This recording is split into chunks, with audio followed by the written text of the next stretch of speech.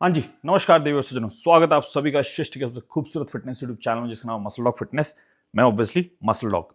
आज हम selective androgen receptor modulators का सेकंड वीडियो देखने वाले हैं इस सीरीज का, जो कि है YK11। YK11 क्या है, कैसे काम करता है शरीर में, पाथवे क्या है, बेनिफिट्स क्या हैं उसके, रिस्क्स क्या हैं, साइकिल कितनी लंबी करनी है, ऑन एंड ऑफ कितने टाइम बाद फिर से स्टार्ट कर सकते हो, डोजेस क्या रहनी चाहिए लड़कों के लिए, लड़कियों के लिए, कॉम्बिनेशन इसका बेस्ट किसके साथ होता है, पीसीटी होती है या नहीं, क्या होती है, and is it worth it और नहीं वर्थ इट। से पहले मैं अपना पर्सनल एक्सपीरियंस भी बताऊंगा। मैंने, जो लोग इंस्टा फॉलो करते हैं उन्होंने देखा होगा, मैं अभी कुछ दिन पहले छुट्टियां गया था, एक हफ्ते की हिमाचल में। उन छुट्टियों से पहले मैंने 2 हफ्ते यूज़ किया था, फिर छुट्टियों में नहीं यूज़ किया, लगभग 1 हफ्ते का ब्रेक हुआ, अभी फिर से स्टार्ट किया है दोबारा, 3 दिन हुए।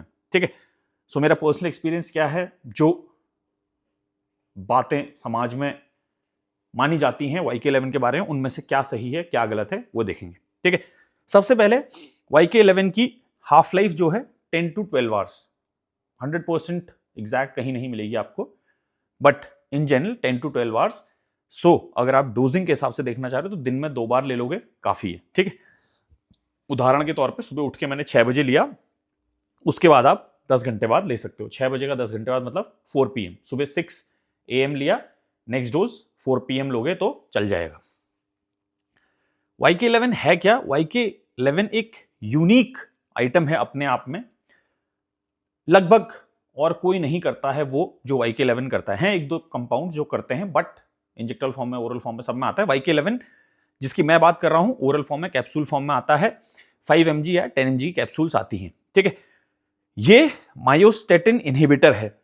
मायोस्टेटिन इनहिबिटर है, ये समझने के लिए पहले आपको समझना पड़ेगा मायोस्टेटिन क्या है। जैसे हमारा जुपिटर है, जे मेरा जो जुपिटर है, कम है, इसके बचपन से, जब से ये आया है तब से ही मसलें बहुत ज्यादा हैं। देखो, अगर दिख पा रहा है तो इसकी मसलें देखो बहुत भयंकर। पैर तो दिख नहीं पा रहे होंगे, पर इसकी मसल्स जो है बाय डिफॉल्ट ज्यादा है। ये अमेरिकन बुली है, ये इस हिसाब से इनको ब्रीड किया गया है, इनकी जो जेनेटिक म्यूटेशन की गई है। ये माइक्रो भी है तो इसका तो कुछ ज्यादा ही म्यूटेशन है, आप क्यों रहा है। तो इसके मसल्स जैसे कुछ ऐसा नहीं है स्पेशल खाता है, मतलब खाता है, मुर्गा खाता है डेली, पनीर खाता है, चावल खाता है, डॉग फूड खाता है, ट्रीट्स खाता है, इतना ही खाता है, और दिन में 2 बार आधा घंटे वॉक जाता है सुबह शाम। बट इसकी मसलें ऐसी हैं, जैसे इसको मैं रोज जिम ले आता हूँ। कई लोग इंस्टा पे स्टोरियां देखते हैं इसकी, जो मेरा पर्सनल अकाउंट है उसमें मोस्टली इसी की चीजें डालता हूँ, तो लोग पूछते रहते हैं कि इसको भी स्टेरॉइड्स पे रखा हुआ है क्या। तो ये स्टेरॉइड्स पर नहीं है, नेचुरल है ये, कतई प्योर नेचुरल कॉम्पिटिटर है ये। एंड इसकी जो मसल्स हैं ये बिकॉज ऑफ जेनेटिक्स हैं, तो इसकी बॉडी में आप ऐसा समझ सकते हो मायोस्टेटिन कम है। ठीक है, बच्चों, सो मायोस्टेटिन एक प्रोटीन है, हमारे शरीर में बनता है। हमारे शरीर में हर चीज अमीनो एसिड्स के कॉम्बिनेशन से ही बनती है, प्रोटीन, पेप्टाइड, एवरीथिंग। सो ये भी एक प्रकार का प्रोटीन है। आपका स्किन, बाल, हर जगह प्रोटीन ही होता है। ठीक है, ये करता क्या है, नेगेटिव रेगुलेटर है। मायोस्टेटिन क्या है, ये एक, अंग्रेजी में देखना चाहो अगर आप, नेगेटिव रेगुलेटर है of myoblast proliferation and differentiation. Basically ये हमारे शरीर में मसल्स की हाइपरट्रोफी को कंट्रोल करता है। गलत ही बुला लिया इसे, मसल्स के हाइपरट्रोफी को कंट्रोल करता है ये। बेसिकली ये हमारे शरीर में मांसपेशियां जो है, मसल्स जो है, उनको एक हद से ज्यादा नहीं बढ़ने देता है। ठीक है, सबसे पहले तो जो लोग नहीं समझ पा रहे हैं उनके लिए उदाहरण देता हूं। जो बैल, सांड या गोरिल्ला, या वैसे बोलना नीचे, बट जो लोग, अगर आप सोचो इंसानों में कौन सी प्रजाति है जिनकी मसलें बहुत ज्यादा होती है नेचुरली ही, उनके शरीर में बाय डिफॉल्ट ही कम होता है मायोस्टेटिन। ठीक है, सो अगर जेनेटिकली आपके जीन्स ऐसे हैं कि आपके शरीर में मायोस्टेटिन ज्यादा है, कुछ का आपने देखा होगा बॉडी बहुत जल्दी बन जाती है, कुछ लोगों की मेहनत ज्यादा लगती है, बन सबकी जाती है, बट ऑब्वियसली जेनेटिक्स की जो रोल प्ले होता है 15% के आसपास ज्यादा से ज्यादा, वो यही मायोस्टेटिन कम है अगर आपका जेनेटिकली, सो कम बनेगी आपकी बॉडी या धीरे बनेगी। तो ये उसका रामबाण इलाज है। सेफ है या नहीं, इसके ऊपर विवाद है, अभी भी ज्यादा रिसर्च नहीं हुई है। ऑब्वियसली जब ये चीजें ह्यूमन यूज के लिए हैं ही नहीं, एनाबॉलिक्स हो, चाहे साम्स हो, पेप्टाइड्स हो, व्हाटएवर, तो इनके ऊपर शोध कोई करता नहीं है ना, वर्थ इट नहीं है इनके ऊपर रिसर्च करना। कोई साइंटिस्ट अपना टाइम, एनर्जी, पैसा क्यों वेस्ट करेगा। सो इसके ऊपर भी ज्यादा नहीं हुई है। ये एक प्रोटीन है जो मसल ग्रोथ को लिमिट करता है, मसल्स की हाइपरट्रोफी को रेगुलेट करता है एंड हमारे शरीर को इंसान और जैसा रखता है, वरना हम सब महिषासुर जैसे राक्षस हो जाएंगे अगर मायोस्टेटिन बहुत कम हो जाए हमारे शरीर में। एक शुद्ध हिंदी में आपको बताता हूं, शुद्ध मतलब सरल भाषा में, दैट मायोस्टेटिन इनहिबिटर लेने से ऐसा नहीं होगा कि आप महिषासुर बन जाओगे। आपका हल्का फुल्का सा हेल्प करेगा वो। कोई भी चीज जैसे एनाबॉलिक स्टेरॉइड्स हैं, पेप्टाइड्स हैं, साम्स हैं, कुछ भी है, वो ऐसा नहीं है कि आप एक बार यूज कर लोगे या एक साइकिल यूज कर लोगे, 3 महीने यूज कर लोगे तो बहुत ज्यादा चेंज हो जाएगा शरीर। नहीं होगा, गलत फहमी है ये। अगर बहुत आसानी से 1 साइकिल 2 साइकिल में बॉडी ट्रांसफॉर्म हो रही होती तो हर कोई अच्छी फिजिक में होता ना, मसल्स होती, फैट नहीं होता, या जिसको जैसी फिजिक चाहिए वैसा होता। पर अगर आप अपने अपने जिम्स में देखोगे लोकली तो जितने भी लोग आते हैं उसमें से शायद 10% या 5% लोग अच्छी फिजिक में होते हैं। क्यों? क्योंकि स्टेरॉइड तो सबके पास अवेलेबल है, ट्रेनर से लोग पर्सनल ट्रेनिंग ले रहे हैं, पीटी ले रहे हैं, उनके ट्रेनर्स उनको रिकमेंड करते हैं कि ये स्टेरॉइड ले लो, ये सामान ले लो। बट किसी की फिजिक अच्छी हो थोड़ी रही है, सिर्फ 5-10% की जो मेहनत करते हैं, ऑब्वियसली बहुत लंबे समय तक चीज़ों का प्रयोग करते हैं, डाइट वर्कआउट्स अपनी बहुत अच्छे से रखते हैं, एवरीथिंग। तो सारी चीज़ें रोल प्ले करती हैं। अगर आप सब कुछ परफेक्टली भी करोगे तो भी इन चीज़ों के प्रयोग से धीरे धीरे चेंज आएगा। सो YK11 अगर आपने एक बार यूज कर लिया तो ऐसा नहीं है कि गजब हो जाएगा, नहीं होगा। ठीक है, पर्सनल एक्सपीरियंस बता रहा हूँ, लोगों को यूज करा के बता रहा हूँ, धीरे धीरे चेंज आएगा।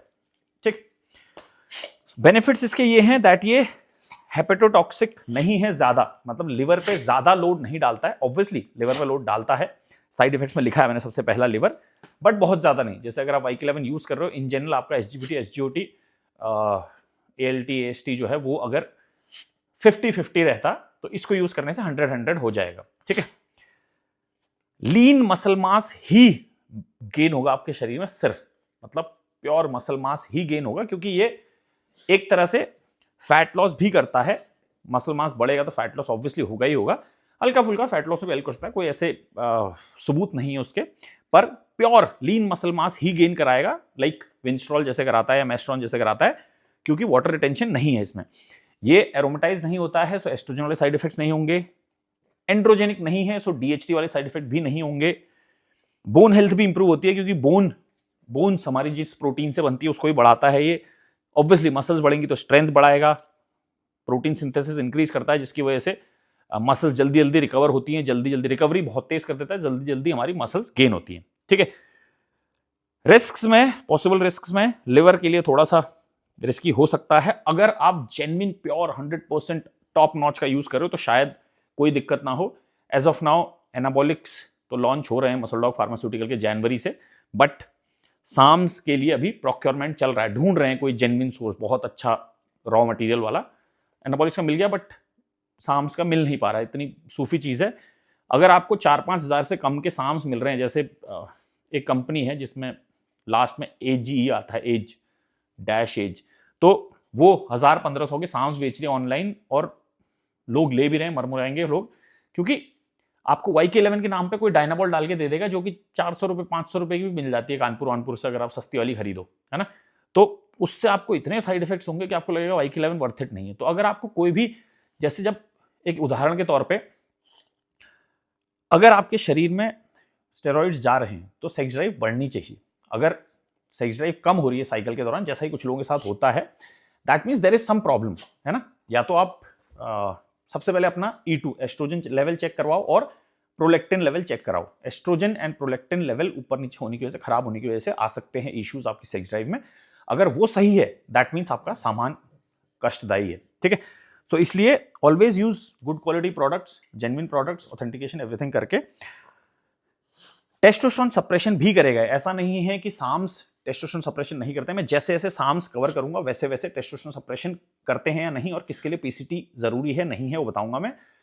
हर साम के लिए आप सेम फ्लैट नहीं ले सकते। जैसे पिछला हमने MK67 कवर किया था, ऑब्वियसली वो एग्जैक्टली साम नहीं है, बट साम्स की कैटेगरी में ही काउंट होता है, उसके लिए आपको PCT की जरूरत नहीं है। बट YK11 के लिए आपको PCT की जरूरत है, क्योंकि टेस्टोस्टेरोन सप्रेशन कॉज करेगा। और दूसरी चीज जो एनाबॉलिक स्टेरॉइड्स करते हैं, सेम वैसे ये भी LDL की मात्रा को बढ़ा देता है, बैड कोलेस्ट्रॉल जो होता है, एंड HDL को कम कर देता है, लो डेंसिटी लाइपोप्रोटीन और हाई डेंसिटी। ठीक है, जॉइंट्स पे ये थोड़ा बहुत कष्ट दे सकता है, बट ऐसा है नहीं, मैंने एक्सपीरियंस नहीं किया है।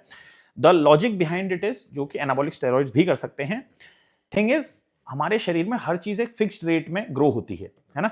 सो जब आप और एक फिक्स रेट में ही काम करते हैं सारे ऑर्गन्स, वो चाहे लिवर, किडनी, हार्ट, व्हाटएवर जो भी चल रहा है शरीर में, सब कुछ एक फिक्स रेट में काम करता है, क्योंकि वही एक आम, जैसे रोड के साइड में साइंस लगे होते हैं स्पीड लिमिट के, है ना, 80, 90, 100 उतने में चलाओ तो आप परफेक्टली सेफ हो, आप टाइम पे ब्रेक मार पाओगे, दो गाड़ियों के बीच में कितना गैप होना चाहिए, वो सारी एक नियम कानून जो है वो आप फॉलो करोगे तो से। बट अगर आप तेज भी चल रहे हो और ब्रेक टच करके रखो, मतलब अच्छे से सही तरीके से अनुभवी हो, आप सभी प्रिकॉशन लेके चलोगे, तो भी आप मतलब तेज भी जा सकते हो, जल्दी पहुंच जाओगे और सेफली पहुंचोगे, ठीक है।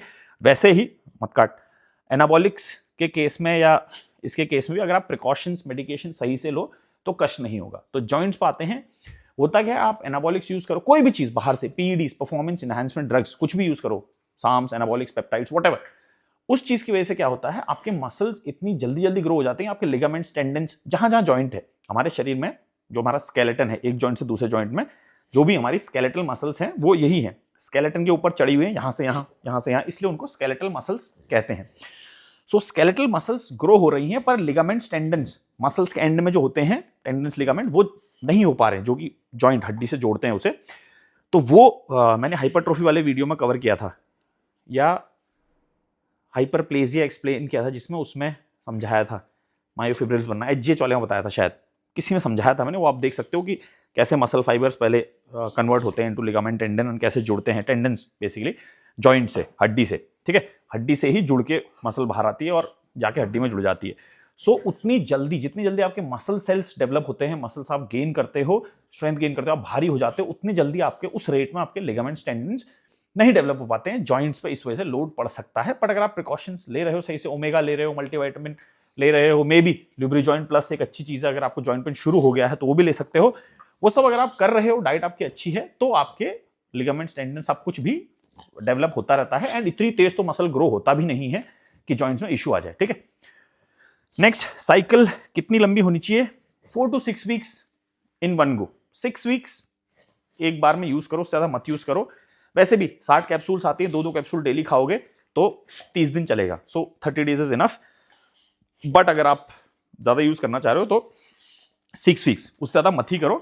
एक्सट्रीम मतलब पगला गए हो कुछ ऐसा है तो 8 वीक्स, ठीक है। उसके बाद डोजेस क्या रहेंगी इसकी? अच्छा, एक बार यूज कर लिया, उसके बाद दोबारा कब कर सकते हो? पीसीटी करो, हार्मोन्स का नॉर्मल हो गया एटलीस्ट 4 to 6 वीक्स, उसके बाद आप फिर से यूज कर सकते हो, कोई इशू नहीं है। नेक्स्ट, डोजेस क्या रहेंगी? फॉर विमेन 5 mg काफी है, मैक्सिमम यूज करना चाह रहे हो तो 10 mg, ठीक है। 5 mg मतलब एक बार सुबह ले लो, कोई इशू नहीं है, आपको दोबारा लेने की जरूरत नहीं है। ऐसा नहीं है कि हाफ लाइफ 10-12 घंटे है तो दोबारा लेना जरूरी ही है। 5 mg की एक कैप्सूल आप सुबह ले लो, काफी है।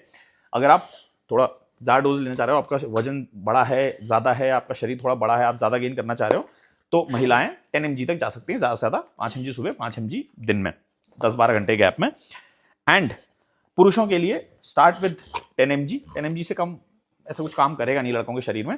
एंड ज़्यादा लेना चाह रहे हो तो 20 mg, जाने को लोग 40 mg तक भी जाते हैं, बट मेरा चैनल है, जो मेरा अनुभव है, जो मेरा ज्ञान है, मैं वही समझाऊंगा आपको। लड़ाई झगड़ा करने की जरूरत नहीं है कमेंट्स में या मेरे को पर्सनली कि ऐसा कुछ बता दिया, ये मेरा ज्ञान है, आपको मानना है मानो, नहीं मानना है नहीं मानो। और मेरा ज्ञान ये कहता है कि पुरुषों को 10 to 20 mg ही यूज करना है, 40 तक नहीं जाना है, ओके, ठीक है। कॉम्बिनेशन इसका बेस्ट जो होगा वो ऑब्वियसली एनाबॉलिक्स के साथ होगा। अगर आप साथ में एचजीएच अफोर्ड कर पाओ तो बहुत ही अच्छी बात है। पीसीटी जरूरी है, पीसीटी इसकी होगी जो आप एनाबॉलिक्स इसके साथ यूज करोगे, उन पर डिपेंड करेगी। पीसीटी वाला डिटेल वीडियो देखो, आपको समझ आ जाएगा कि पीसीटी कैसे की जाती है। एचसीजी यूज होता है, जो कि ह्यूमन कोरियोनिक गोनेडोट्रोपिन है, जो आपका बॉडी में किसको मिमिक करता है? एलएच, ल्यूटिनाइजिंग हार्मोन को मिमिक करता है एंड टेस्टोस्टेरोन बनवाता है। सो एचसीजी हर पीसीटी में जरूरी है, ह्यूमन कोरियोनिक गोनेडोट्रोपिन। उसके साथ में सर्म्स यूज होते हैं, सेलेक्टिव एस्ट्रोजन रिसेप्टर मॉड्यूलेटर। ऐसे जैसे साम्स हैं, selective androgen receptor modulator, androgen receptors को मॉड्यूलेट कर रहे हैं, मतलब टारगेट कर रहे हैं मसल एंड फैट को कंट्रोल करने वाले जो स्केलेटल मसल्स में होते हैं, उन एंड्रोजन रिसेप्टर्स को।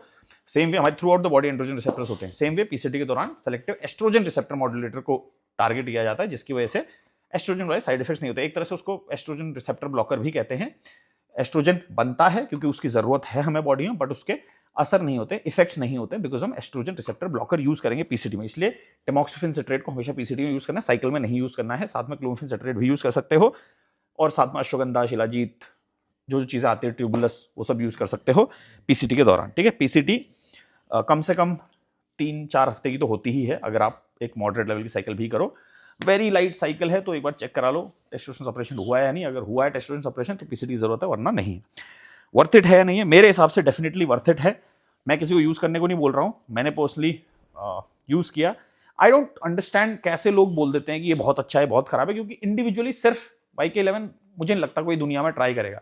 कोई अगर YK11 यूज करने का रिस्क ले रहा है, YK11 यूज कर रहा है, दैट मीन्स वो मसल बनाना चाह रहा है या कुछ करना चाह रहा है, तो वो ऑब्वियसली उसके साथ में कोई चीज़ चला रहा होगा, है ना। YK11 is not a thing जो आप सिर्फ एक YK11 यूज कर सकते हो, मतलब कोई पॉइंट नहीं है उस चीज़ में। सो मेरे हिसाब से वर्थ इट है, बिकॉज जो इसके पीछे का विज्ञान है उस वजह से मैंने यूज करके पर्सनली ऐसा कुछ जादुई, he is trying to fuck my leg, you horny. देखो, मायोस्टेटिन कम होने से ऐसी हरकतें करते हैं, ठीक है, सेक्स ड्राइव बढ़ जाती है। मायोस्टेटिन हटो। सो वर्थ इट है मेरे हिसाब से। आप अगर अफोर्ड कर सकते हो, जेन्युइन प्रोडक्ट आपके पास एक्सेस है, तो आप ऑब्वियसली उसे यूज कर सकते हो, कोई इशू नहीं है। बाकी कोई डाउट, शंका, सवाल, त्रुटियां हैं, आप कमेंट सेक्शन में डाल सकते हो।